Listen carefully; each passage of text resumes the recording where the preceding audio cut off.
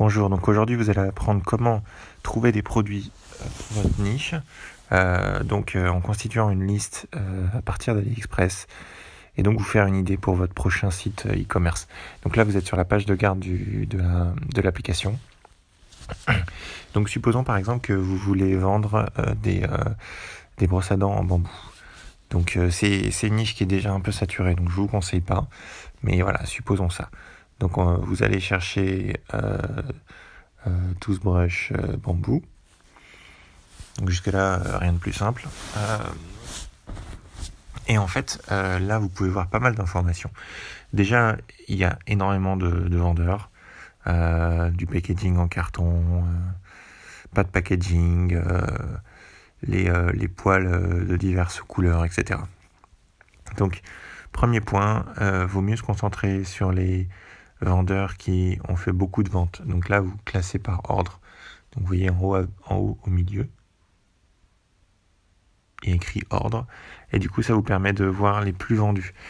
C'est un indicateur aussi qui vous permet de voir si le produit est populaire. Par exemple, vous voyez 13 000. Il me semble que c'est les 30 derniers jours. Donc là, vous pouvez vous en douter, c'est pas juste les gens qui vont sur AliExpress. Il y a des gens qui utilisent le dropshipping derrière pour alimenter leur site à eux. Donc voilà, vous voyez pas mal de produits, il y a pas mal de prix différents. Un conseil aussi, donc vous allez sur le produit, essayez de voir à peu près les prix pour différents pays. Par exemple, si vous targetez les US, vous allez voir les US et vous regardez combien ça coûte en e-packet. Donc voilà, ça c'est aussi un autre point. La plupart des sites e-commerce qui se lancent targetent les pays qui ont des livraisons en e-packet. Pourquoi ? Parce que c'est une livraison assez sûre, on va dire 2 à 3 semaines. Donc ça minimise les problématiques de support client. Donc voilà, il faut quand même regarder un peu le produit. Si par exemple vous voulez faire un site dédié au Portugal ou à la France, supposons la France. Donc vous regardez la France, vous regardez, du coup, pour la France, je vous conseille pas de prendre les paquets, mais je vous conseille de prendre AliExpress Standard Shipping. C'est quasiment similaire, sauf que c'est moins cher. Donc du coup, je vous conseille AliExpress Standard Shipping. Vous voyez, c'est 2,58. Donc par exemple, sur le prix du produit, il faut considérer 2,58. Donc c'est pas 0,45. Il y a un autre point important, c'est il faut que vous pensiez au nombre de produits que vous voulez vendre. Je m'explique en fait. Par exemple, vous voulez vendre des brosses à dents, certes, mais vous voulez pas les vendre à l'unité, les brosses à dents. Donc du coup, il vaut mieux trouver un vendeur qui a dans les couleurs, ou en tout cas les variantes, le nombre de pièces qui vous intéressent. Donc là, par exemple, c'est 5 pièces. Donc là, vous voyez, une, c'est 62 centimes.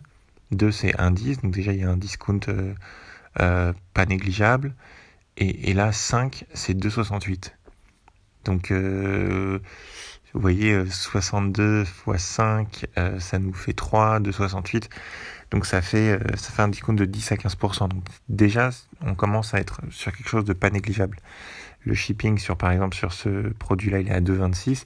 Donc ça vous fait 2,26 plus 2,68, ça vous fait quelque chose en dessous de 5 $. Donc un produit en dessous de 5 $ pour 5 brosses à dents, c'est pas trop mal. Vous pouvez très bien le vendre à 15 $ par exemple.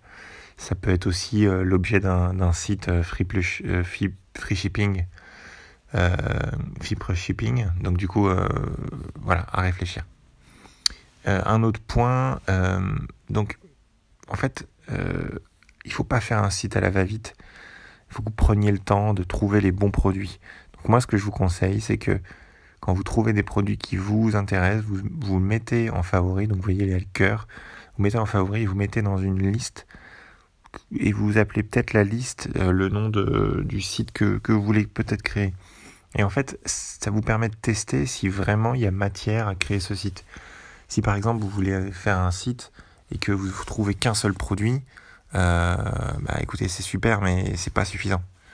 Donc voilà, par exemple, vous voulez faire un site de bijoux pour hommes, il faut trouver matière à faire le site.